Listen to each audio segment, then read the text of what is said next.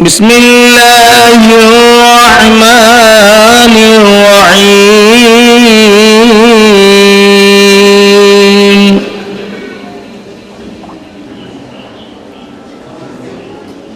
كل يوم هو في شأن فبأي آلاء ربكما تكذبان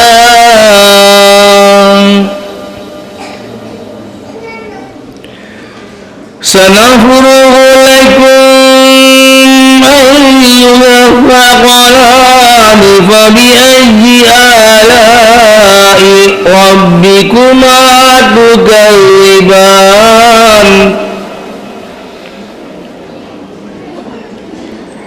يا معشر الجن والإنس إن استطعتم أن تنفذوا من أقطار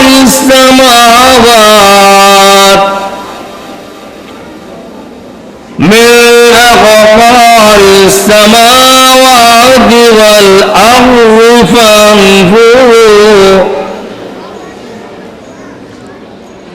لا تنفذون إلا بسلطان فبأي آلاء ربكما تكذبان يرسل عليكما شعاع من نار ونحاس فلا تنتصران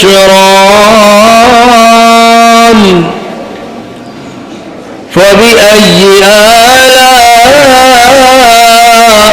ربكما تكذبان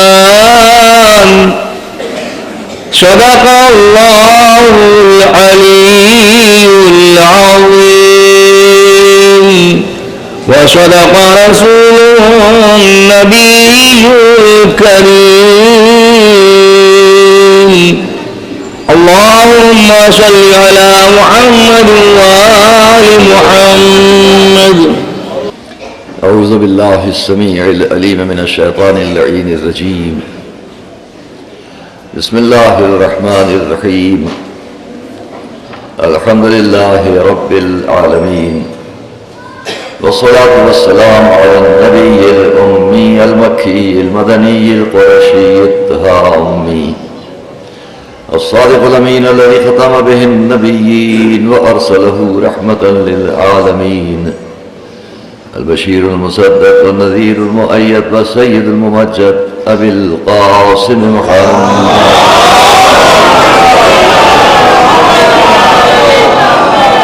وآل بيته الطيبين الطاهرين المعصومين ولعنة الله على أعدائهم وقتلتهم أجمعين من الأولين والآخرين. أما بعد فقد قال الله سبحانه في كتابه المبين وقوله الحق. بسم الله الرحمن الرحيم. كما أرسلنا فيكم رسولا منكم يتلو عليكم آياتنا ويزكيكم ويعلمكم الكتاب والحكمة ويعلمكم ما لم تكونوا تعلمون.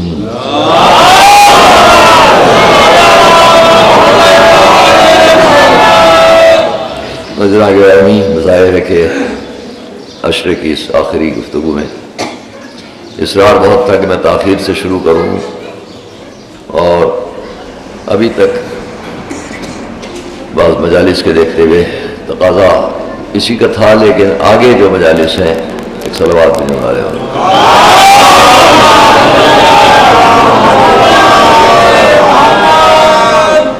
ان کا پورا خیال رکھنا ہے کہ اور بھی مجالس ہیں اور ان کو بھی اپنے وقت پر شروع ہونا چاہیے.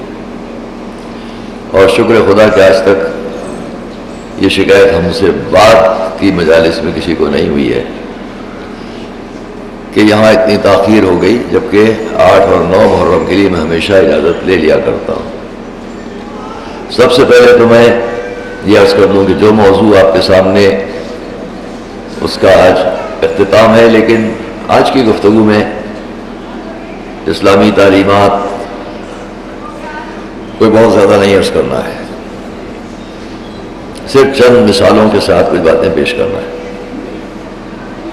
آج کی پوری گفتگو کچھ مثالوں کے ساتھ ہے تاکہ ہمارے بچوں تک بھی کچھ میسج پیغام پہنچ سکے. وہ اسلام کے جس نے پوری دنیا میں اپنا ایک مخصوص پیغام دیا، کیوں؟ انسان کو اچھا بنایا جا سکے. مقصد ایک ہی ہے کہ انسان اچھا بنے، بہتر بنے، اچھا انسان بن سکے اور دوسروں کو بھی اچھا انسان بنا سکے. صلوات محمد علیہ.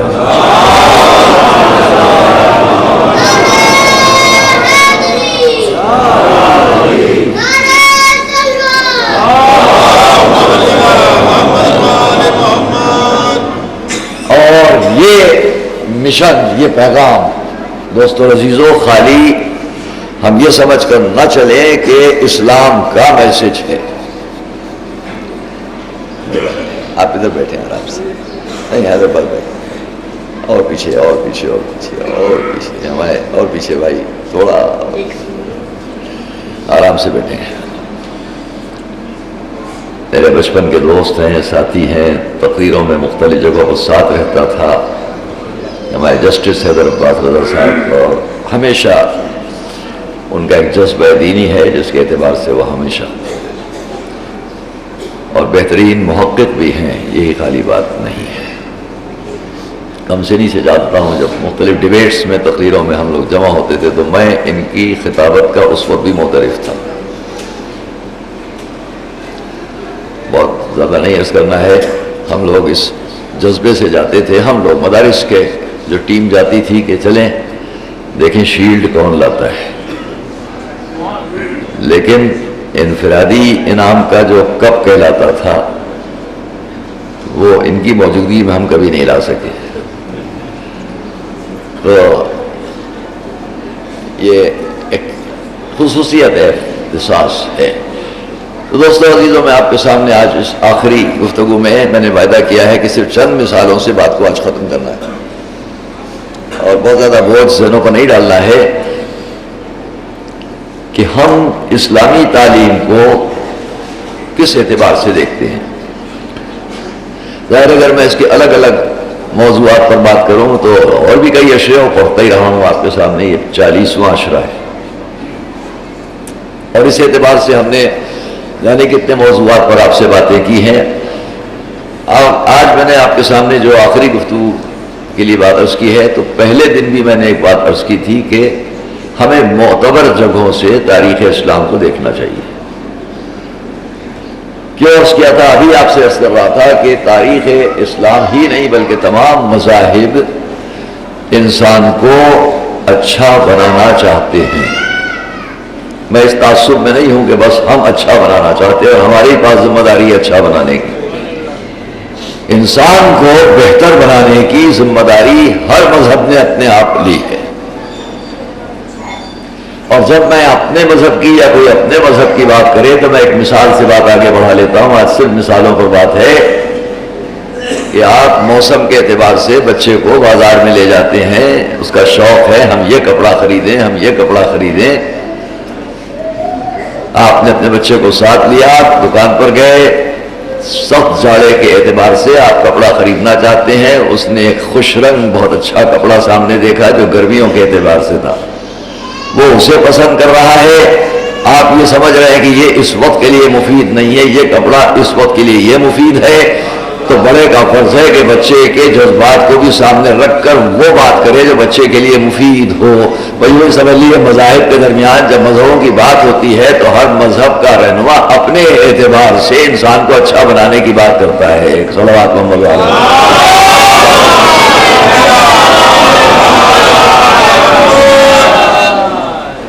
اور اس لیے ہم بس فرق اتنا ہے کہ دنیا کے قانون بھی، دنیاوی قانون بھی، مذہب اور دنیا دونوں کے قانون ہیں انسان کو اچھا بنانے کے لیے. مذہب بھی انسان کو بہتر بنانا چاہتا ہے اور دنیا کے بنائے ہوئے قانون کسی ملک کا قانون ہو، تو ہمارے بھارت کا ہو، امریکہ کا ہو، انگلینڈ کا ہو، عرب امارات کے ہوں، کسی جگہ کے بھی قانون ہو، وہاں کے لوگ، مقننہ کے لوگ، قانون بنانے والے لوگ یہ چاہتے ہیں کہ انسان اچھا رہے، بہتر رہے، انسانی سوسائٹی اچھی رہے۔ لیکن ایک جملہ میں عرض کیا کرتا ہوں کہ مذہب اور دنیا کے قانون بنانے والوں کے درمیان صرف ایک فرق ہے کہ دنیا کے قانون بنانے والوں کی نظر صرف دنیا پر ہوتی ہے، اور مذہب کا قانون پیش کرنے والا دنیا بھی دیکھ کر بات کرتا ہے اور آخرت کو بھی دیکھ کر بات کرتا ہے۔ صلوات محمد علیہ۔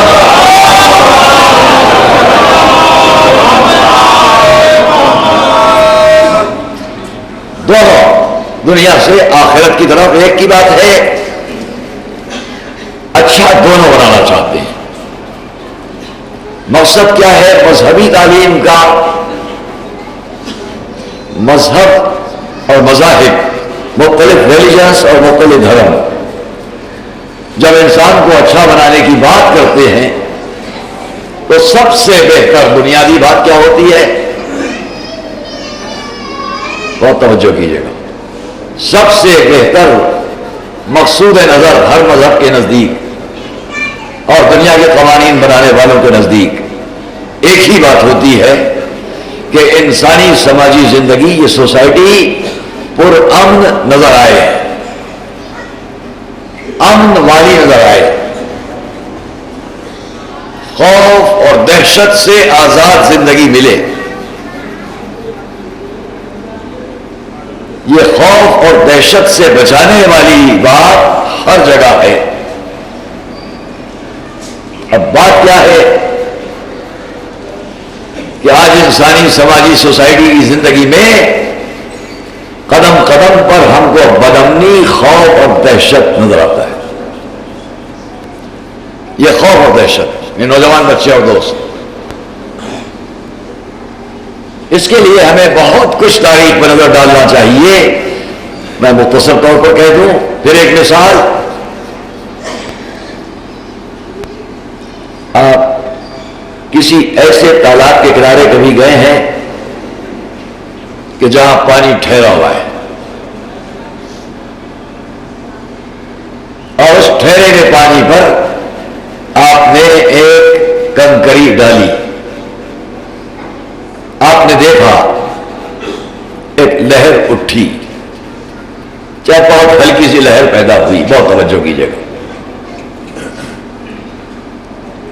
یہاں سے آن روڈ وکٹوریہ اسٹریٹ پر بھی جو مجمع سن رہا ہو، غیر کہ آج میں یہ منظر جب دیکھتا ہوں یہ بھی اچھا ہے، بنام مولا لنگر تقسیم ہوتے ہیں، لیکن اس کا ایک مجالس پر بھی تھوڑا اثر ہوتا ہے، لوگ بجائے مجالس کے ان اطراف کی طرف بعض حضرات زیادہ متوجہ نظر آتے ہیں، تو جو حضرات سڑک کے ٹریفک یا اور مختلف حیثیتوں سے پریشانی میں مبتلا ہوں وہ حدود مدرسہ میں تشریف لا سکتے ہیں۔ ایک صلوات بھیجو۔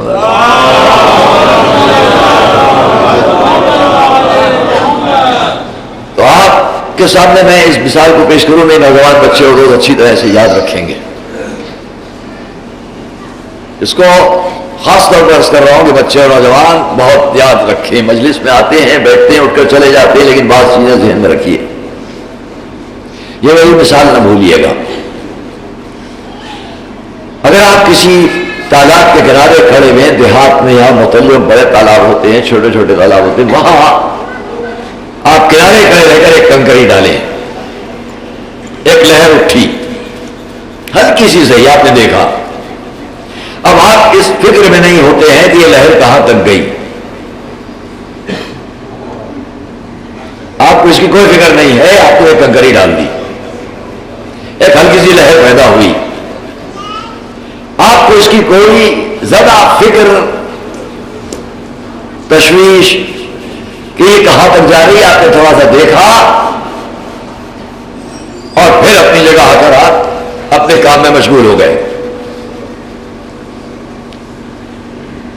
میں پھر سے دہراتا ہوں مثال کو کہ تالاب کے کنارے مذہب اچھا بنانا چاہتا ہے، لیکن مذہبی تعلیم کا سہارا لے کر جب غلط باتیں کی جائیں تو اس کا اثر انسان پر پڑتا ہے۔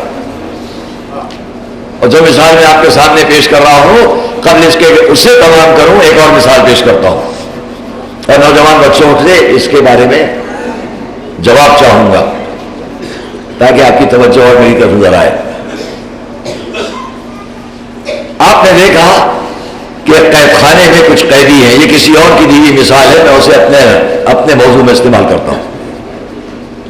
آپ نے دیکھا کہ قید خانے میں کچھ قیدی ہیں، آپ کو رحم آیا جب آپ نے دیکھا شدید سردی ہے، ان کے پاس بہتر لباس بھی نہیں ہے۔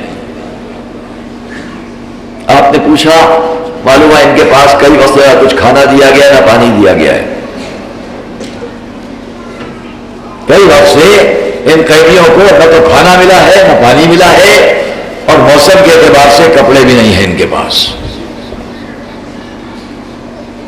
ایک صاحب کو رحم آیا، انہوں نے جا کر، بہت توجہ کیجیے گا، رحم آیا، انہوں نے ان قیدیوں کو موسم کے اعتبار سے لباس دے دیا کہ ان کو اس شدید سردی میں آرام ہو جائے۔ دوسرے صاحب کو رحم آیا، انہوں نے جا کے ان قیدیوں کو کھانا اور پانی پہنچا دیا۔ تیسرے صاحب کو رحم آیا، ان کے پاس کچھ طاقت بھی تھی، انہوں نے کہا یہ بے گناہ قیدی یہاں کیوں بند ہے؟ انہوں نے قید خانے کا دروازہ کھولا، کہا آپ جائیے۔ سوال یہ ہے کہ ان میں سے زیادہ اچھا عمل کس کا ہے؟ جس نے ان قیدیوں کو لباس دیا اس کا عمل زیادہ اچھا ہے، جس نے ان قیدیوں کو کھانا اور پانی پہنچایا ان کا عمل زیادہ اچھا ہے، یا جس نے انہیں اس قید سے آزادی دے دی ان کا عمل زیادہ اچھا ہے؟ اگر اس سے آپ سمجھ سکے ہو یا متوجہ ہو گئے ہو تو بات ختم ہے۔ میں اتنا عرض کر دوں کہ ہر ایک یہ کہے گا جس نے بے گناہ قیدیوں کو اس غلامی سے آزادی عطا کر دی اس کا عمل سب سے زیادہ اچھا ہے۔ بھائی وہی سمجھ لینا کہ یہ انسان جن خواہشات کا قیدی تھا، لباس کا قیدی، مکان کا قیدی، اپنے کھانے اور پینے اور غذا کا قیدی، اپنے مختلف رشتوں کا قیدی، اپنے حکومت اور تمناؤں کا قیدی، مذہب کا کام اتنا تھا کہ اس نے تمام قیدیوں سے جو آپس میں اس طرح سے جنگ کر رہے ہو، پریشانیاں مبتلا ہو، ان کو تمام آرزوؤں کی قیدوں سے آزاد کر کے نفس کو آزادی عطا کی ہے۔ اب یہ فرمائیے کہ جس مذہب نے انسان کو اس کی ان تمام غلط پابند آرزوؤں سے آزادی عطا کی تھی، اس مذہب کی اس آزادی کو اگر پھر کوئی قید میں تبدیل کرے تو مذہب پر الزام نہیں ہے، جو اس کو قیدی پھر سے بنا رہے ان پر الزام ہے۔ صلوات محمد علیہ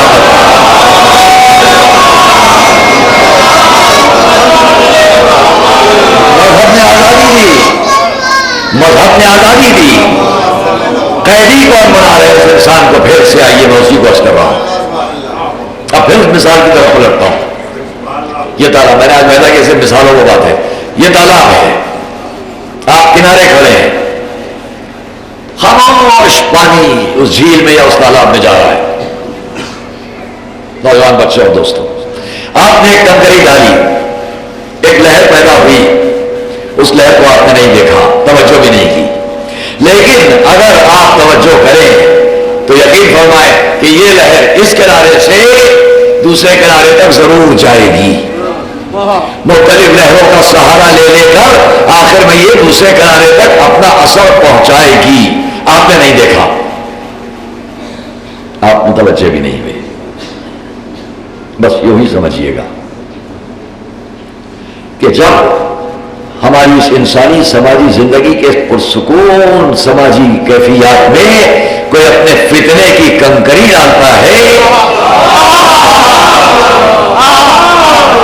وہاں ہم نے اس لہر کو دوسرے کنارے تک جاتے ہوئے نہیں دیکھا، ویسے یہاں بھی یہ فتنے کی کنکری ڈالنے والا یہ نہیں سمجھتا کہ اب جو فتنے کی لہر اٹھ رہی ہے یہ ایک ہی وقت نہیں، ایک کنارے تک نہیں، نسلاً بالا نسلیں اثر کرتی جائے گی۔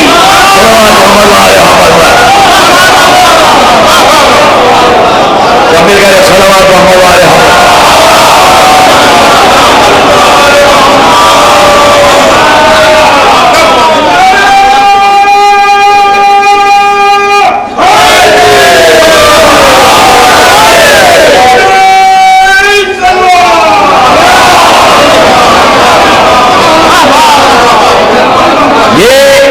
دوسرے کنارے تک نہیں بلکہ دوسری نسلوں تک اثر کریں گے۔ اب ہوا کیا؟ مذہب نے انسان کو اچھا بنانا چاہا، ملوکیت نے، سلطنت اور حکومت کی خواہش رکھنے والوں نے جب مذہب کو اپنے مقاصد کے اعتبار سے استعمال کرنا شروع کیا تو انہوں نے مذہب کے دیے ہوئے انسانی سوسائٹی کے پرسکون تالاب میں اپنی ملوکیت کی خواہشات کی کنکریاں ڈالی، اور اس کا اثر آج تک نسل بعد نسل آ رہا ہے۔ مذہب پر الزام نہ لگاؤ، ملوکیت کو دیکھو تو اس نے کتنا اثر کیا ہے۔ صلوات محمد علیہ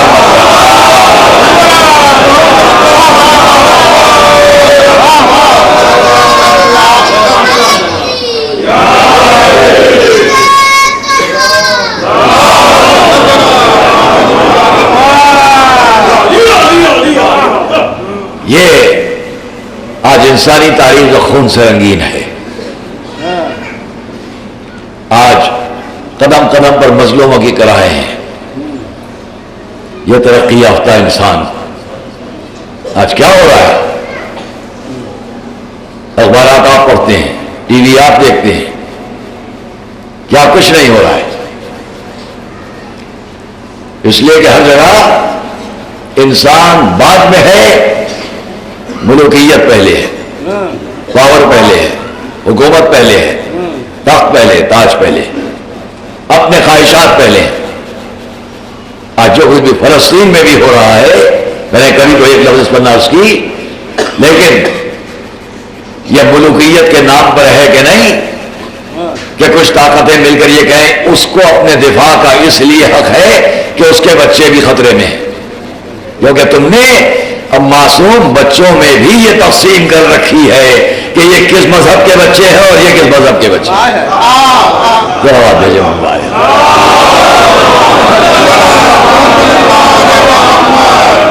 تو ہر مذہب انسان کو اچھا بنانا چاہتا تھا، بنانا چاہتا ہے۔ ان کے تعلیمات میں جو فرق نظر آئے گا وہ آخرت اور عقیدے کے اعتبار سے بات ہوگی کہ وہاں کیا ہونا ہے اور کہاں سے آئے ہیں۔ لیکن دنیاوی زندگی میں کوئی مجھے نہیں ملے گا کسی بھی مذہب کا ہو کیا آپ اس سے پوچھیں ماں کے ساتھ کیسے پیش آنا ہے، بچوں کے ساتھ کیا سلوک ہونا ہے، فرق نظر نہیں آئیں گے۔ یہی بات اسلام میں بھی تھی۔ بس آئیے، جو اسلامی تعلیمات کو میں نے آپ سے پہلے دن سے عرض کیا کہ معتبر جگہوں سے تعلیم کو لیں، نتیجہ کیا ہے کہ انسان کے درمیان مذاہب کے جو آپس کے اختلافات ہیں ان کو ہم نے قوت اور طاقت کے ذریعے سے اس لیے حل کرنا چاہا کہ مذہب کی تعلیم مذہبی اختلاف پر بہت توجہ، مذہب کی تعلیم مذہبی اختلاف پر طاقت کے استعمال کرنے کی نہیں تھی۔ جہاں جہاں بھی مذہب کے نام پر مذہبی اختلاف کو طاقت سے حل کیا جانے لگا اس کے پیچھے آپ کو ملوکیت کا جذبہ ضرور ملے گا، اور ملوکیت کا پروپیگنڈا، حکومت اور سلطنت کی خواہش ضرور ملے گی۔ بطور ثبوت ایک بات عرض کر دوں، اسلام کا دور آخر ہے۔ 40 سال کی حضور کی خاموش زندگی کے بعد 23 سال کی نبوتی زندگی، اور اس نبوتی زندگی کا آخری سال ہے سن 10 ہجری ہے، جب سن 11 ہجری کی ابتدا میں حضور دنیا سے اٹھ جائیں گے۔ سن 10 ہجری وہ ہے، میں مباہلہ نہیں پڑھوں گا، صرف اشارتاً کہتا ہوں کہ نجران سے مباہلہ کرنے کے لیے نجران کے نصارا یمن سے چل کر آئے۔ اگر اس 23 سال کی نبوتی زندگی کا مقصد ملوکیت اور حکومت ہوتا تو یمن سے چل کر 40 آنے والے عیسائی علماء اپنے ساتھ فوج اور لشکر لے کر آتے۔ فوج اور لشکر نہ لانا، صرف مذہبی لوگوں کا آنا، رسول کے سامنے بحث کرنے کے لیے پہنچنا اس بات کی دلیل ہے کہ نہ عیسویت تلوار پر یقین کر رہی تھی اور نہ اسلام تلوار پر یقین کر رہا تھا۔ جب دونوں طرف تلواریں ٹکرائیں تو پہچان لینا ملوکیت خوریزی کرا رہی ہے، مذہب نہیں۔ صلوات محمد والے صلوات دیجیے محمد والے۔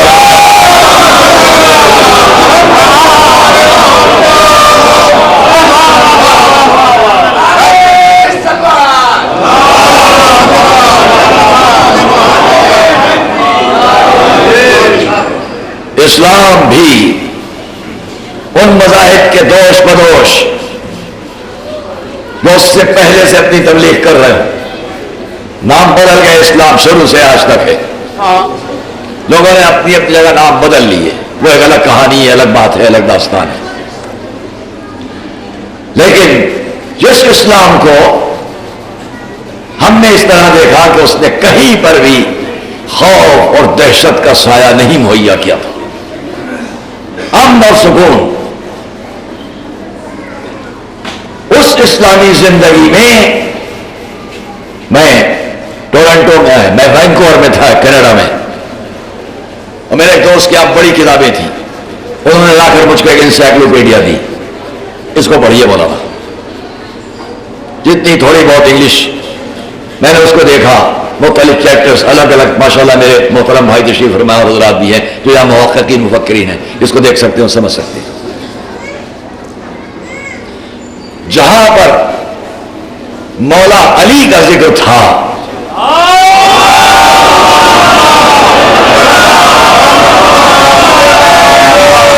دنیا کی ظاہر ہے کہ بڑی معتبر ہر سال کی ہر مختلف وقفے کے ساتھ اضافہ معلومات ہوتا ہے اس کتاب میں، انسائکلوپیڈیا آف بوٹانیکا، جب وہ مجھے دکھائی گئی آج سے 12-15 سال پہلے کی بات ہے، میں اشرا پڑھ رہا تھا وہاں چہلم کے سلسلے میں، اس وقت جب جایا کرتا تھا، تو میں نے اس کے اندر جہاں علی کا ذکر تھا، آپ سنیں گے، صرف اتنا تھا کہ علی ایک بہت بہادر انسان تھے، اور بس، اس کے آگے کچھ نہیں تھا۔ ہاں، اوروں کے نام ہم نے دیکھے، ان کے لیے بہت کچھ تھا۔ میں پوچھتا ہوں کہ اس کتاب کے جمع کرنے والی جو سوسائٹی، جو ادارہ ہے، اس کو جو لوگ اپنی ایک قوت اور صلاحیت رکھتے ہیں معلومات فراہم کرا دینے کی، انہوں نے کرا دیا معلومات کو فراہم۔ جیسے لندن میں ایک بہت بڑی جگہ ہے، ساری دنیا گھومنے جاتی ہے، مادام تشاد، میڈم تشاد، وہاں لوگ جب اپنا سورس رکھتے ہیں، اپنا اثر رکھتے ہیں، تو اپنے اپنے ان عظیم تاریخی نوادر کی یادگار مہیا کرا دیتے ہیں، اور لوگ بڑے فخر سے جا کر وہاں کھڑے ہو جاتے ہیں مہاتما گاندھی جی کے بغل میں کہ ہم نے فوٹو کھنچوایا، دیکھیے ہم گاندھی جی کے ساتھ کھڑے ہیں۔ نہیں غور کیا؟ وہ جگہ ایسی ہے کہ لوگ وہاں جب پہنچتے ہیں تو جا کر کہتے ہیں دیکھیے پنڈت جواہر لال جی، ہم بھی ان کے ساتھ کھڑے ہو کے فوٹو کھنچوا لے، اور اپنے گھر میں فریم میں لگا دیتے ہیں۔ لوگ یہ سمجھ ہی نہیں پاتے یہ آج کے صاحبزادے نہرو جی کب سے جا چکے کہ ان کے ساتھ کیسے ہیں۔ نہیں خیال کیا آپ نے؟ لوگ نہیں سمجھ پاتے، کسی کا اسٹیچو اتنا صحیح بنا ہوا ہے کہ لوگ اسی کو واقعی سمجھ لیتے ہیں، اور قریب کھڑے ہونے والوں کو ان کا ساتھی سمجھ لیتے ہیں۔ تو یوں ہی سمجھ لیجیے گا کہ تاریخ اسلام میں بھی کچھ شبیہیں پیش کی گئی، اور ان کے ساتھ کچھ لوگوں کو رکھ کے تاریخ میں چھپا دیا گیا، یہی اسلام ہے۔ صلوات محمد والے محمد پر۔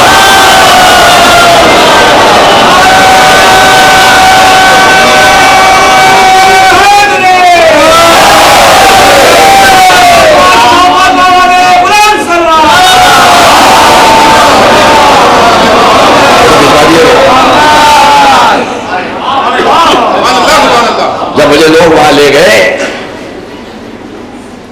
تو آپ کی دلچسپی کے لیے، تو میرے دوست ساتھ میں تھے، اور دروازے کے قریبی میں نے کہا کہ پاس کہاں سے لینا پڑے گا، ان کا جی یہاں سے، تو ہمارے ساتھ میں لوگ تھے، وہاں گئے، ان سے ہم کہہ رہے ہیں پاس دے دیجئے، وہ یوں بیٹھے ہیں، ارے بھائی پاس دیجئے، تو لوگ ہنسنے لگے، انہوں نے کہا جی یہ پاس نہیں دے سکتے ہیں، آپ غور تو کیجیے، آپ جو دیکھا تو وہ اسٹیچو ہے۔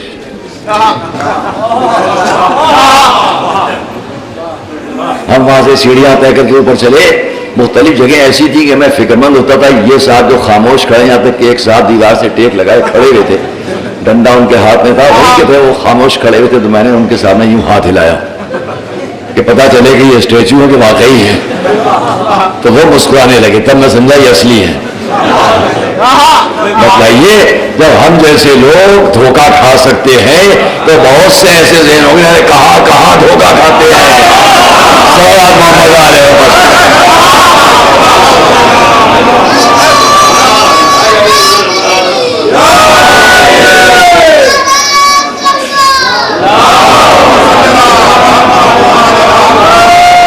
تو میں آپ سے عرض کر رہا تھا کہ انسائکلوپیڈیا برٹانی کا علی ایک بہادر، بس مجھے ایسے موقع، اب تو بہت کچھ لوگوں نے کوششیں کی اور اضافے ہوئے ہیں محنتوں کے بعد، لیکن مجھے پھر اپنی اسی بات پر رہتے ہوئے کہنا ہے کہ اگر میری آواز سی ڈیز کے ذریعے جہاں تک بھی جائے گی، ظاہر ہے کہ تاریخ میں یہ باتیں محفوظ رہ جائیں گی۔ کل میں نے عرض کیا ہے کہ حمید الحسن کی فضاؤں میں آواز کل گم ہو جائے گی، لیکن آج کی ان جدید معلوماتی باتوں سے فائدہ یہ ضرور رہے گا کہ ان کے ذریعے باقی رہے گی اور دنیا سمجھ سکے گی سچ کیا ہے جھوٹ کیا ہے۔ اس کے لیے میں کر رہا ہوں کہ وہ لوگ کہ جو بغیر کسی تعصب کے کٹر پڑے کے مذہب کو سمجھنا چاہتے ہیں، مذہب کو دیکھنا چاہتے ہیں، میں نے عرض کیا کہ اسلام کو معتبر جگہوں سے دیکھیے، اور میں ایک مثال ہوں، میں نے عرض کیا آج مثالوں کی بات ہے۔ میں نے ایک صاحب کو دیکھا کہ وہ دوربین لیے ہوئے دیکھ رہے ہیں سامنے، میں نے کہا کیا دیکھ رہے ہیں؟ کہ نہیں یہ ایک درخت بہت دور نظر آ رہا ہے، میں اس کو سمجھنا چاہتا ہوں کیا ہے۔ میں نے کہا بہت دور؟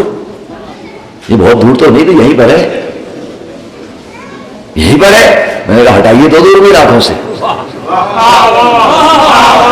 جب ہٹایا تو کہہ لیں ہاں یہ تو بہت قریب ہے، مجھے تو بہت دور اتنا سا دکھائی دے رہا تھا، ایسا کیا ہوا؟ میں نے کہا دوربین پہلے ٹھیک سے دیکھیے۔ اب گھبرائے کہ ہاں میں الٹی دوربین پکڑے ہوئے تھا۔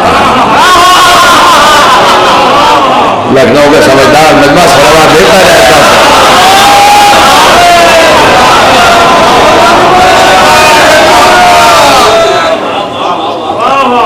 اب انہوں نے سیدھی دوربین لگائی، میرے سامنے حضرات نو پھاٹک پر ہیں جہاں جائیں، اب سیدھی دوربین لگائی، دھندلے دھندلے چہرے دکھائی دینے لگے کہ لڑائی تو بہت کچھ سمجھ ہی نہیں آ رہا ہے۔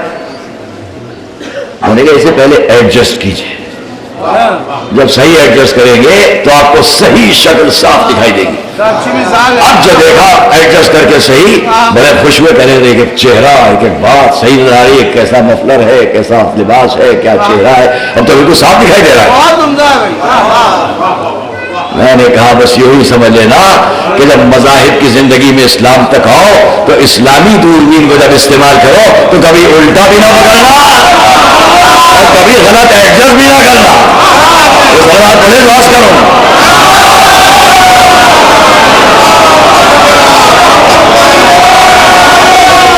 اگر آپ نے صحیح ایڈجسٹ نہیں کیا تو ہر چیز دھندلی نظر آئے گی۔ آپ دیکھنا چاہیں گے کعبہ، نظر آئے گا صحرائے کعبہ، آپ دیکھنا چاہیں گے نجف، نظر آئے گا صحرائے نجف۔ اگر آپ نے صحیح ایڈجسٹ نہیں کیا تو اسلامی دوربین کو جب آپ دیکھیں گے تو آپ کو بس فرعون نظر آئے گا، نمرود نظر آئے گا، صداد نظر آئے گا، ابو لہب نظر آئے گا، ابو جہل نظر آئے گا، یزید نظر آئے گا۔ اور آپ نے صحیح ایڈجسٹ کیا تو ابراہیم نظر آئیں گے، موسیٰ نظر آئیں گے، عیسیٰ نظر آئیں گے، محمد نظر آئیں گے، حسین نظر آئیں گے۔ صلوات محمد علیہ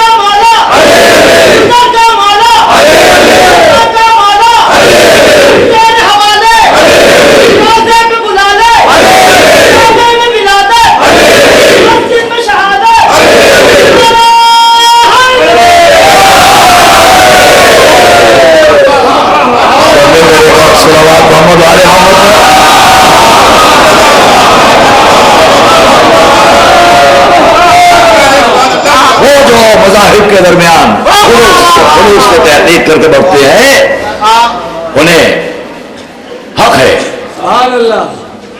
لیکن یہ بھی ذہن میں رہے کہ ملوکیت کے اشارے پر بڑھنے والے لوگ کہاں کہاں اپنے مفادات کے اعتبار سے دوسروں کو بھی غلط سمجھائیں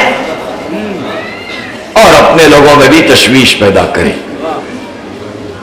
اس کے لیے ان تمام افراد کو یہ دیکھنا چاہیے کہ اسلام، میں نے پہلے بھی عرض کیا اب تک کہ معتبر جگہوں سے ہمیں اسلام کہاں سے ملے گا؟ قرآن سے۔ کہاں سے ملے گا؟ رسول سے۔ کہاں سے ملے گا؟ رسول کے بالکل قریب رہنے والوں سے، یعنی رسول کے اہل بیت اطہار سے۔ ایک صلوات محمد علیہ،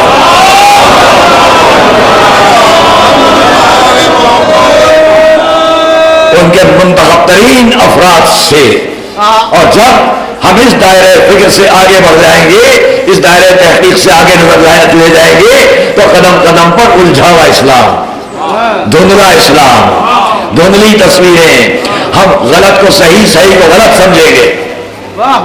اور اگر ہم نے اپنے تعصب کو ہٹا کر دیکھا تو عزیزان گرامی پھر کوئی جگہ ہم کو کسی فکر و تشویش کی ضرورت نہ ہوگی، کیونکہ ہم صحیح جگہ سے اسلام کو لیں۔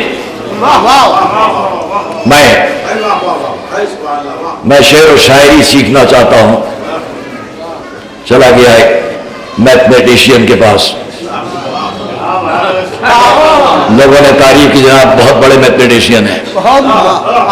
میں نے پتہ لگایا کہاں رہتے ہیں، فلاں جگہ رہتے ہیں، قریب گیا، آپ کو زحمت دینا چاہتا ہوں کہ جی فرمائیے، کیا کچھ مجھے بتلائیے کہ کس بحر میں اشعار کہے جاتے ہیں، کن قوافی کے ساتھ، کن ردیف کے ساتھ۔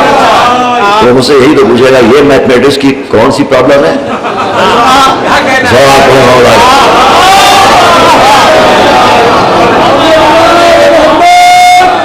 میں کسی وکیل کے پاس گیا اور جا کر میں نے ان سے میڈیکل سائنس پر کوئی معلومات چاہیے، تو یہی تو کہیں بھائی مجھ سے باتیں کیوں کر رہے ہو، ڈاکٹر کے پاس جاؤ، زیادہ ضد کروں گا تو آخر میں وہ کہیں گے اپنا علاج کراؤ، یہی تو ہوگا۔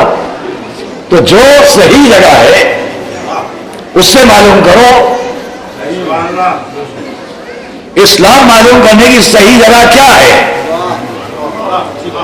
ایک ہی بات تو آئے گی کہ قرآن، ایک جملہ کرنا چاہتا ہوں، ایک ہی بات آئے گی کہ قرآن۔ اور جب ملوکیت کے سہارے لوگوں نے قرآن کو غلط سمجھانا چاہا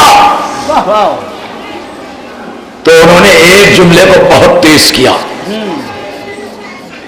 تاریخ کے ایک جملے کو آج تک بہت آگے بڑھایا، اور وہ یہ ان سب باتوں کی کیا ضرورت، جو آپ لوگ یہ ساری باتیں چھوڑیے، ہمارے لیے قرآن کافی ہے۔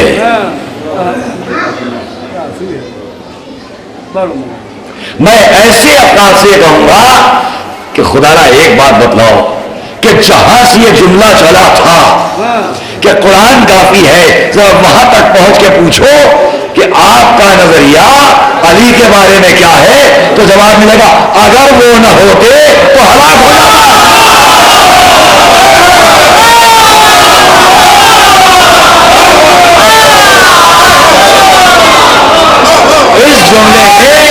اس جملے میں کسی کو اختلاف نہیں ہے، بڑے علماء نے لکھا کہ کہا گیا کہ اگر علی نہ ہوتے، اور ایک دفعہ نہیں 70 بار کہا، تو پہچانو جس نے کہا تھا جب اس کے لیے بغیر علی قرآن کافی نہ ہوا تو آنے والوں کو کیا کافی ہوگا۔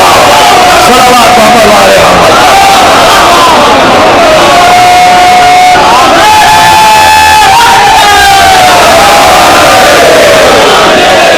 یہاں سے باہر تک تمام افراد مل کر صلوات محمد علیہ محمد۔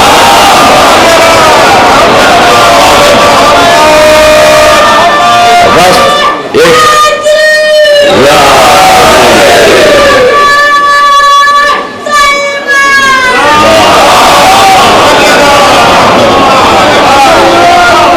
اور اس لیے بچوں کے سامنے بہت پہلے میں نے ایک مثال اسی حال میں پڑھی ہے مجلسوں میں، اور اس کو پھر دوہرا دینا چاہتا ہوں۔ صحیح جگہ جاؤ، صحیح بات سمجھ میں آ جائے گی۔ ظاہر ہے کہ یہ مثال بہت سے بچوں تک نہیں پہنچی ہوگی، وہ ان کی دلچسپی کے ساتھ انہیں یاد رہ جائے گی۔ مثال علماء صوفیہ نے اپنے مقصد میں پیش کی ہے، میں اسے اپنے موضوع کے تحت عرض کرتا ہوں۔ سمندر میں بہت سی مچھلیوں کو فکر ہو گئی، یہ ہر وقت سنا کرتے ہیں پانی پانی پانی، یہ پانی ہے کیا؟ ایک نے دوسرے سے پوچھنا شروع کیا، بھائی بتاؤ پانی کسے کہتے ہیں؟ اب مختلف قسم کی جتنی الگ الگ صنف اور قسم کی مچھلیاں تھیں، سب ایک دوسرے سے جا کر پوچھتی ہیں پانی کسے کہتے ہیں؟ ہم تو نہیں جانتے۔ دوسری کے پاس گیا، کرو بھائی تم بتلاؤ پانی کسے کہتے ہیں؟ ہم کو بھی نہیں معلوم۔ پھر کیا کریں؟ سب نے مل کر اپنا ایک بہت بڑا جلسہ کیا،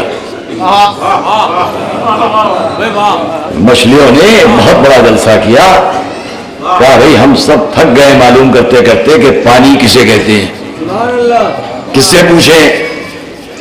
ان کا دیکھو سمندر میں بہت بڑی مچھلی ہے، وہ بہت پرانی ہے، اس کے پاس چلو وہ بتائے گی کہ پانی کسے کہتے ہیں۔ تمام مچھلیاں چل کر اس تک پہنچی، اور میں اسی لیے آپ کو ذرا تھوڑا سا متوجہ کر دینے کہنا چاہوں گا کہ اب اسے مچھلی کیوں کہیے، مچھلا کہیے۔ سب مچھلیاں اس کے پاس گئیں، کہا کیوں آئی ہو؟ کہا ہم سب میں بڑا سوال پیدا ہو گیا ہے، سب میں بڑی الجھن ہے۔ کیا الجھن ہے؟ کیا سوال ہے؟ کہ ہم سب کے ذہنوں میں ایک بات آ گئی ہے کہ پانی کسے کہتے ہیں، کسی کو نہیں معلوم۔ تو آپ کے پاس آئے، آپ بتلائیے پانی کسے کہتے ہیں۔ اس مچھلے نے یا بڑی مچھلی نے سب کو دیکھا اور جواب دیا، عجب جواب ہے، تم سب مجھے کسی ایسی جگہ لے چلو جہاں پانی نہ ہو تو میں بتاؤں پانی کسے کہتے ہیں۔ اب جواب پہنچ گیا کہ نہیں؟ تو یوں ہی سمجھ لیجیے کہ تاریخ اسلام پر نظر ڈالنے والے مجھے کوئی ایسی جگہ لے چلے کہ جہاں تاریخ اسلام میں علی اور اہل بیت کا ذکر نہ ہو۔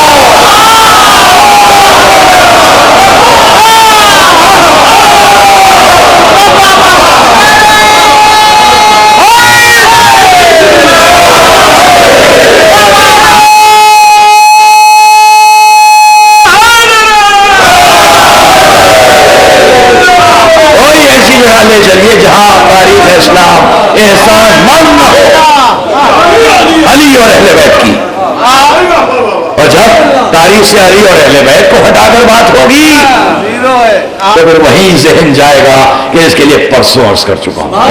بس صلوات محمد علیہ۔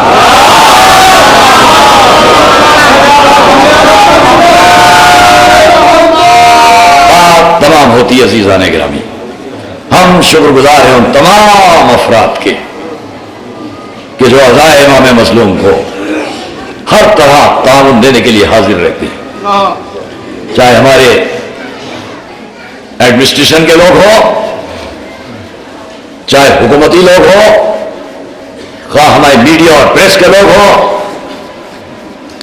میں نے اس پورے وقفے میں دیکھیے وہ الگ مشکلات ہیں کہ بجلی چلی گئی ہے، اسٹرائک ہے، فلاں، یہ غلط باتیں ہیں، لیکن ہر ایک نے پوری کوشش کی ہے۔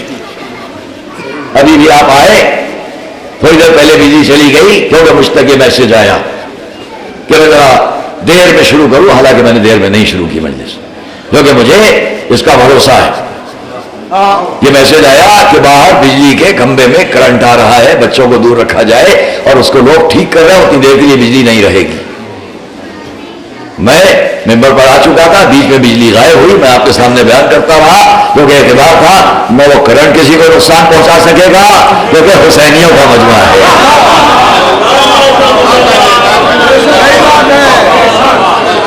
لیکن تعاون اور کوشش کی بات ہے کہ ہم اس سب کے شکر گزار ہیں کہ جنہوں نے اتفاق سے اس زمانے میں زیادہ تر اخبارات کو منگواتا ہوں اور یہ دیکھ لیا کرتا ہوں پریس اور میڈیا نے بھی کوئی کمی نہیں کی، یہ ہمارا بھارت ہے، یہ ہمارا ملک ہے، یہ ہمارا دیش ہے کہ جہاں پر عزائے امام مظلوم میں نے دیکھا ہے دیہاتوں میں جا کر، اس زندگی میں دیکھا ہے 25 آدمی علم لے کر جا رہے ہیں، 50,000 کا مجمع دونوں طرف ہے، یہ 50,000 آپ والے نہیں ہیں۔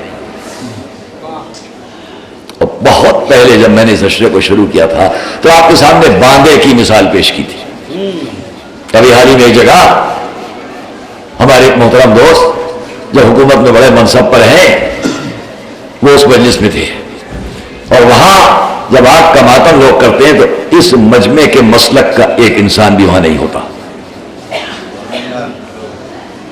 ایک ہندو بھائی کے گھر سے پہلے راکھ لی جاتی ہے، پھر آگ کا ایک کنواں سا کھود لیا جاتا ہے گڑھا، اس کے اندر بچوں کو لے کے لوگ اتر جاتے ہیں اور اپنے اوپر سے آگ اٹھا اٹھا کے پیچھے پھینکتے ہیں۔ اگر میں خالی اس بات پر نقل کرنا شروع کروں کہ عزائے امام مظلوم کا اثر کہاں کہاں، اور آج میں صرف 2 مثالوں سے اپنی اس گفتگو کو اور ختم کروں گا۔ دیکھتا ہوں جہاں تک بھی میری آواز جائے کس کے دل پر اثر نہ ہوگا۔ عزاداروں کے سامنے تو ہے ہی بات یہ، لیکن جو جاننا چاہتے ہیں ان سے پوچھتا ہوں، آپ کو حضور اکرم سے محبت ہے تو کیا ان کی گود کے پالے ہوئے بچوں سے محبت نہیں ہے؟ احترام حسن بھی ہے، احترام حسین بھی ہے، احترام معصومہ بھی ہے۔ علی کے چاہنے والوں سے بات ہے، رسول کا وہ نواسا کہ جس کو رسول اپنے دوش پر بٹھا کر، زبان چسا کر، منبر پر لے جا کر، حالت نماز میں پشت پر بٹھا کر،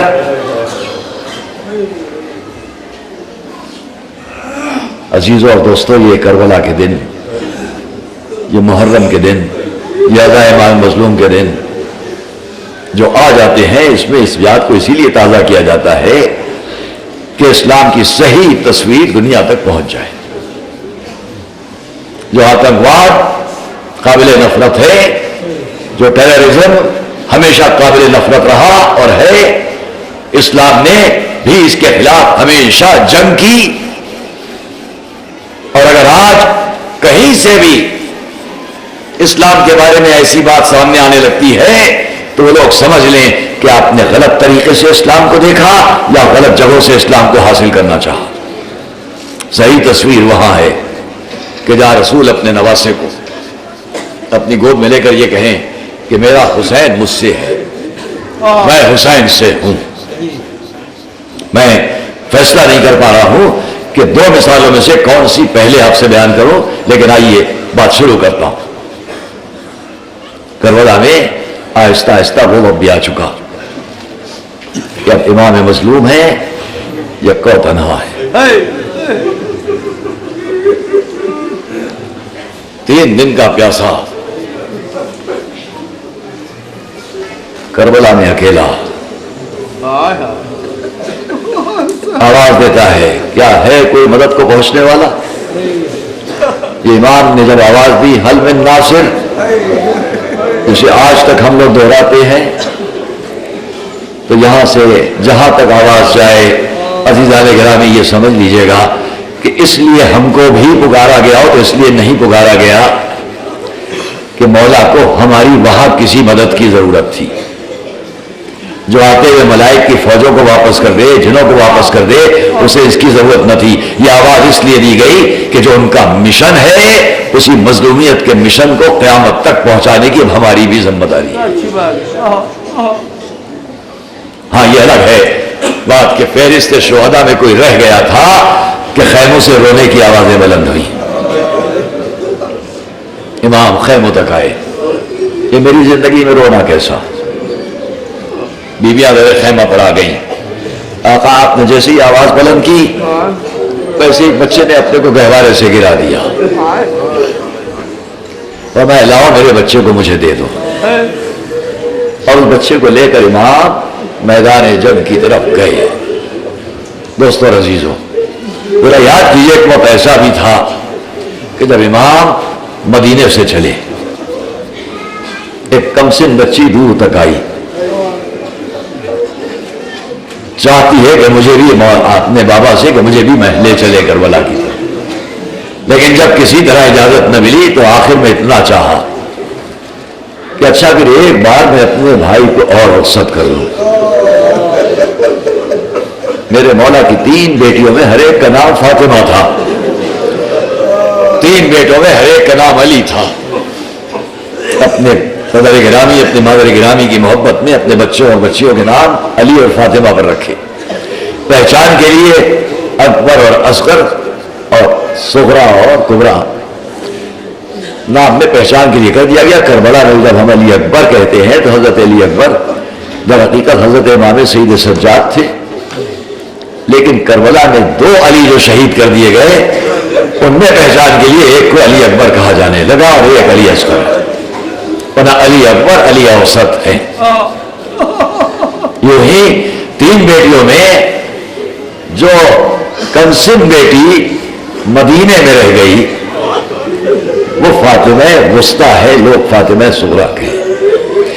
وہ فاطمہ جو مدینے میں ہے، بیماری کی وجہ سے چلی آئیں اور پھر اپنے بھائی کو کس طرح رخصت کیا۔ وقت وہ بھی آ گیا کہ فاطمہ صغریٰ مدینے کے راستے پر آ کر بیٹھ جاتی تھی، شارع مدینہ کو دیکھتی رہتی تھی۔ جو عراق کی طرف جاتا تھا اس تمنا میں کوئی مسافر جاتا ہوا مل جائے تو اپنے بابا کے لیے خط لکھ کر بھیج دو۔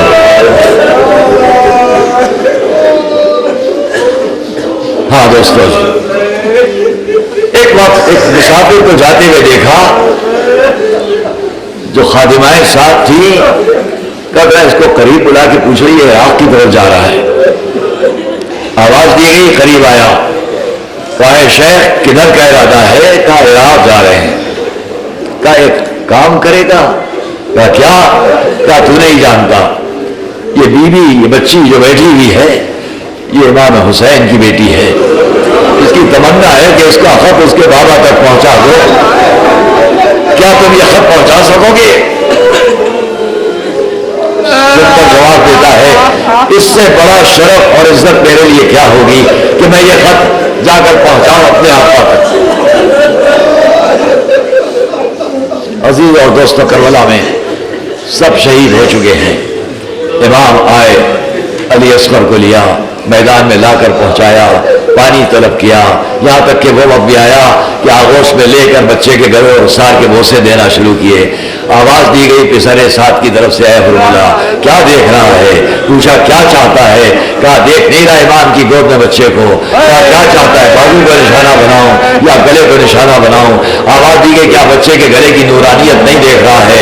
کمان میں تیر جوڑا گیا، ایک باپ اپنی آغوش میں اپنے بچے کے لیے پیار کر رہا ہے، تو چلتا ہوا تیر آیا، بچہ ہاتھوں میں منقلب ہوا، امام نے خون لے کر چہرے پر بھلا، کہنے کے قریب لائے، آگے بڑھتے ہیں پیچھے ہٹتے ہیں، انا للہ و انا الیہ راجعون۔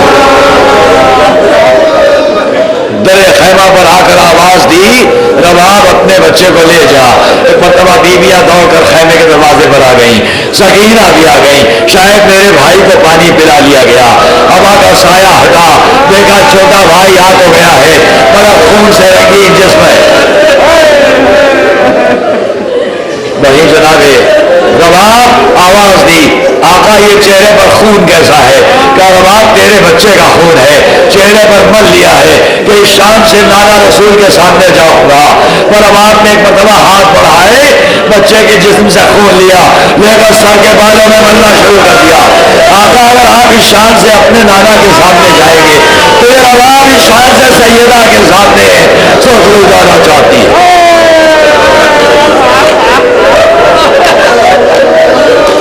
صاحبان مقاتل نے لکھا ایسا منظر تاریخ میں کبھی کسی نے نہ دیکھا ہوگا کہ ایک ضعیف اور بوڑھا باپ 3 دن کا پیاسا جس نے اتنی لاشیں اٹھائی ہو اور جو آخر میں اپنے 6 مہینے کے بچے کی لاش لے کر آیا ہو، وہ تلوار لے کر زمین کی ریت کے اندر ایک چھوٹی سی قبر بنا رہا ہو۔ ہاں دوستوں، میں اس کے آگے کہنے کی طاقت نہیں رکھتا ہوں۔ امام اجازت دے کے پھر میدان میں آئے، جنگ کرنا چاہتے ہیں کہ اتنے میں دیکھا سامنے سے ایک سوار آ رہا ہے۔ سوار قریب پہنچا آ کر سلام کیا۔ امام نے حیرت سے دیکھا، اے شیخ ان دشمنوں کے بدلے میں تو کون ہے جو سلام سلام کرنے آ گیا ہے. کہا آقا میں مدینے سے آ رہا ہوں, آپ کی بیمار بچی کا خط لے کر آیا ہوں.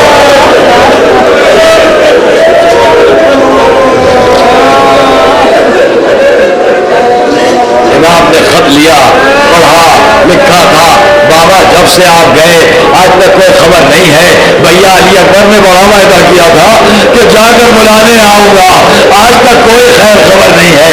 اگر یہ میرا خط پہنچ جائے تو میرے بھیا علی اکبر کو میرا سلام, میرے چچا عباس کو میرا سلام, اور میرے چھوٹے بھائی علی اصغر کے بوسے میری طرف سے دے لیجیے گا. امام در خیمہ پر آئے, سر جھکا کے کھڑے ہو گئے. بیویاں آ گئی, کیا خبر ہے؟ کہا زینب تمہاری بھتیجی کا خط آیا ہے.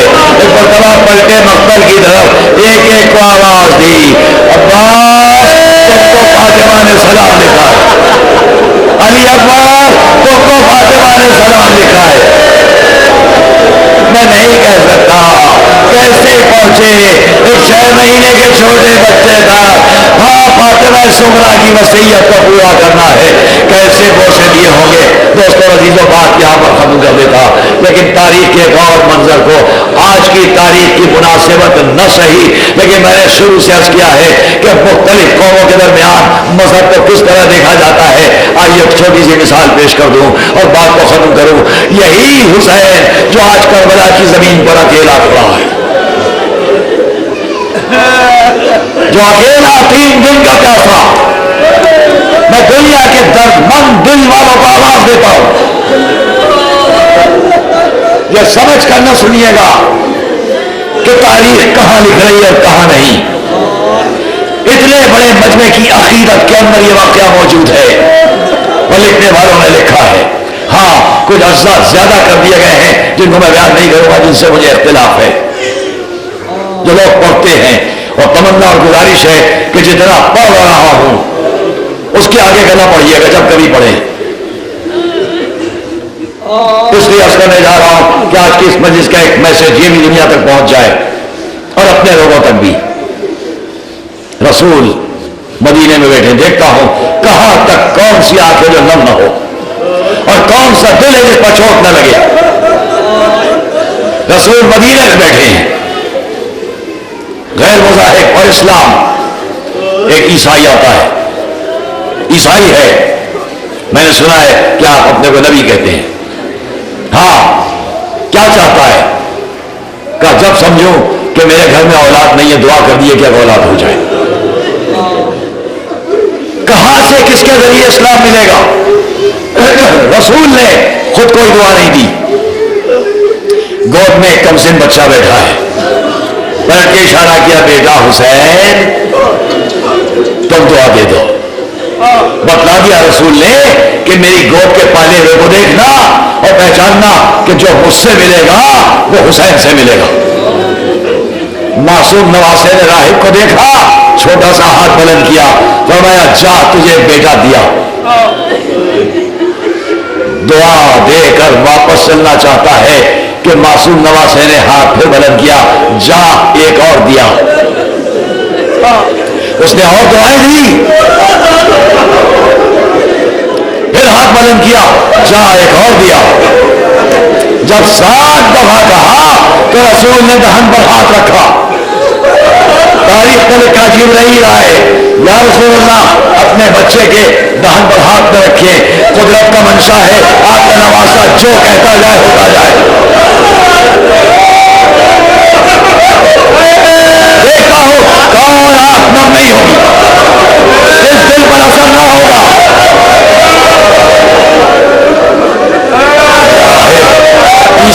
عیسائی عالم, اور اس روایت کو میں نے اگر تاریخ میں پڑھا تو زمین پر اپنی آنکھوں سے گویا بچھے ہوئے بھی دیکھا. جب میں دمشق شام میں گیا زیارت کرنے کے لیے اور حلب تک گیا تو میں نے اس نظر سے بھی دیکھا کہ میں نے جو تاریخ میں روایت پڑھی ہے ذرا اس کو منطبق کروں یہاں کے جغرافیائی حالات کے اعتبار سے ہے کہ نہیں. دوستوں عزیزوں, میں گیا اس دیر راہب تک, اندر گیا, ٹوٹے ہوئے حجروں کو دیکھا, اجاڑ جگہ کو دیکھا, نہایتی خس و خاشاک. جھاڑیوں کی طرح اگے ہوئے درخت، اور وہاں سے اس بلندی سے میں نے شیخ پر آیا، اور آنے کے بعد میں نے سامنے سے جا کے اس دائر راہب کو دیکھا، پھر اس سڑک پر کھڑا ہوا جا کر کہ جو عراق سے آتی ہے اور دمشق کی طرف جاتی ہے، پورا منظر تاریخ میں نے جو پڑھا تھا اس نے اپنی آنکھوں سے میں نے دیکھا، اور ایسا لگا کہ تاریخ جو لکھ رہی ہے وہ یہاں موجود ہے۔ اندر وہ جگہ بھی دیکھی، کیسے کہوں عزیزوں اور دوستوں، میں نے اندر وہ جگہ بھی دیکھی، اور آج بھی کسی کو یقین آئے کہ نہ آئے، منبر سے غلط کوئی سوال نہیں ہے، وہ جگہ بھی دیکھی کہ جہاں رسول کے نواسے کا سر رکھا گیا تھا۔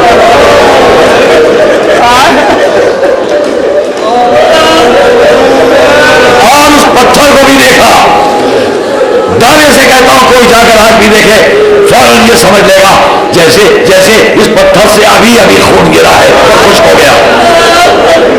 میرے ساتھ کچھ نوجوانوں کی انجمن بھی تھی، انہوں نے بعد میں مجھ سے بیان کیا کہ ہم ایک اور انجمن کے ساتھ یہاں آئے تھے، انہوں نے لکھ کر بھی مجھے دیا کہ میرے پاس ہے، ماتم کر رہے تھے وہیں کھڑے ہوئے کہ انہوں نے اتنے میں ایک مصرع پڑھا جس کا مقصد تھا کہ قتل حسین پر آسمان نے خون برسایا، تو جب منظر دیکھا کہ اس پتھر سے خون جاری ہے، یہ تازہ بات ہے۔ ماتم بہت زور و شور سے ہوا اور سب نے انجمن والوں نے اپنی آنکھوں سے دیکھا کہ خون جاری ہے۔ دوستوں عزیزوں، راہب نے پلٹ کر دعائیں دی، شہزادے نے گود میں بیٹھے بیٹھے ان دعاؤں کو سنا۔ شہزادے آپ کے لیے دعائیں ہیں کہ آپ نے میرے لیے ایسی دعا کر دی۔ رسول کے نواسے نے کیا جواب دیا؟ اے راہب جاؤ، ہم کبھی تمہارے مہمان ہوں گے۔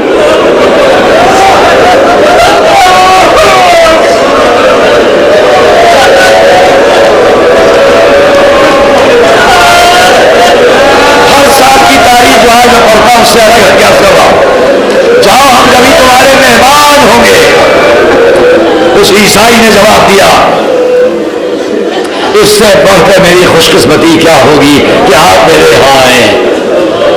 پھر بچے نے جواب دیا مگر تمہیں کوئی تکلیف نہ دیں گے،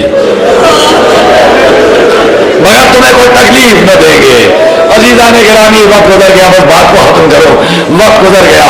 تاریخ کہتی ہے وہ راہب اپنے دیر میں اپنی زوجہ کے ساتھ بیٹھا ہوا تھا، رات کا وقت تھا کہ زوجہ نے آواز دی اے شخص یہ دیکھ یہ باہر کارواں کیسا آ کر ٹھہرا ہے۔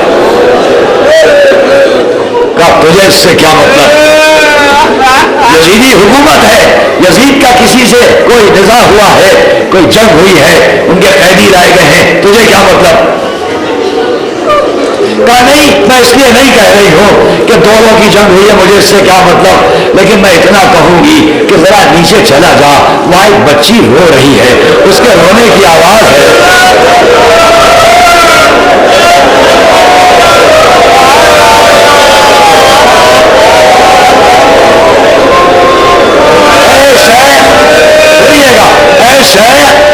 ان سے جا کر اتنا کہہ دے ہمیں اس سے کوئی مطلب نہیں، لیکن تجھے میں اس لیے بھیج رہی ہوں کہ جا کر اس بچی سے اتنا کہہ دے کہ رونے کو منع نہیں کرتے، رونے کو منع نہیں کرتے، لیکن وہ ایک نام لے لے کر رو رہی ہے۔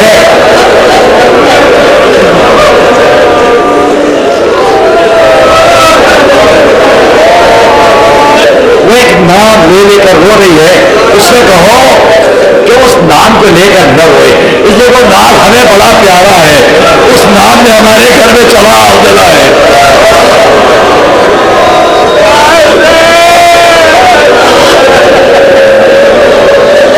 راہب آیا، نیچے اترا، دیکھا بچی رو رہی ہے، واہ حسین بابا حسین آئیے اور دیکھیے ہم پر کیا گزر گئی۔ قریب گیا، بچی ہم آپ کو رونے کو منع نہیں کرتے، لیکن یہ نام لے کر نہ روئیے، یہ نام ہمیں بھی بڑا پیارا ہے۔ بچی نے پلٹ کے بزرگ معظمہ کو دیکھا، آواز بھی کھلی، یہ تو لگتا ہے کہ ہمارا ماننے والا چاہنے والا ہے۔ معظمہ نے اشارہ کیا خاموش، اشارہ کیا خاموش رہو، پلٹ کے آنے والے سے کہا اچھا بھیا بھائی جاؤ تم جاؤ، اب یہ بچی یہ نام لے کر نہ روئی۔ راہب پھر پلٹا، جب سیڑھیوں کی طرف قریب گیا تو مرتبہ دیکھا جو کنارے کنارے نیزے لگے ہوئے تھے ان کے قریب سے گزر رہا تھا کہ آواز آئی اے راہب اس پر ہمارا سلام۔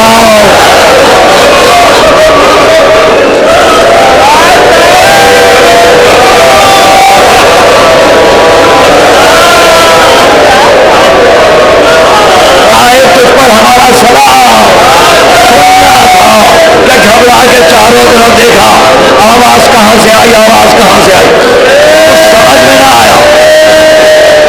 کچھ سمجھ میں نہ آیا، لیکن یہ دیکھا کہ ایک میزے پر ایک سر مبارک ہے جس کے لب جنبش میں ہے، قرآن کی آیتیں پڑھ رہا ہے۔ میں مرتبہ پلٹ کے آیا، سر ساتھ سردار لشکر کیا اجازت ہے کہ میں اس سر کو ایک رات کے لیے اپنے پاس لے جاؤں؟ کچھ دیر وہ دینار پر بات طے کی، سر مبارک کو لیا، لے کر سیڑھیاں چڑھا، گھر میں آیا، بیوی نے پوچھا میں نے تو تجھے اس کام سے بھیجا تھا، یہ کیا کر کے آ رہا ہے، یہ کسے لے کر آ رہا ہے؟ کہا خاموش رہے، آیا ہے پھول لے کر، بجلی کو پاک صاف کیا، پاک صاف کرنے کے بعد ایک جگہ منتخب کی، سر کو قریب رکھا، اپنی غیرہ سے سب بیان کیا، بجلی میں زنجیر لگائی، جا کر اپنی جگہ خاموش لے گیا، قصہ بیان کیا، دونوں سو رہے تھے، لیٹے ہوئے تھے، کتنے میں زوجہ اٹھی، آواز دیا شیخ اٹھو اٹھو، یہ کیا تم سو رہے ہو؟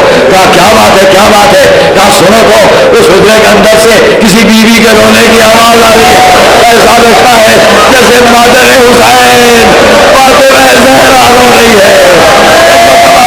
دونوں حجرے میں آئے، زنجیر کو کھولا، آ کر چاروں طرف اپنے بچوں کو بٹھایا، بچوں کو بٹھایا، ہاتھ جوڑ کر راہب نے پوچھا اے سر مبارک یہ تو بتائیے آپ کو خاموشی نہیں، اگر جملہ کہتا ہے آپ کو آپ کے حق کی قسم بتائیے آپ کو، آواز آئی راہب تو بھول گیا اور سچ ہے تجھے یاد نہ رہے، سچ ہے کہ تجھے یاد نہ رہے، جب تو نے مجھے دیکھا تھا میں نانا کی گود میں تھا، اب میرا سر جو کے نیزہ پر ہے، میں حسین، وہ میری بچی سکینہ، وہ میری بہن زہرا، واہ حسین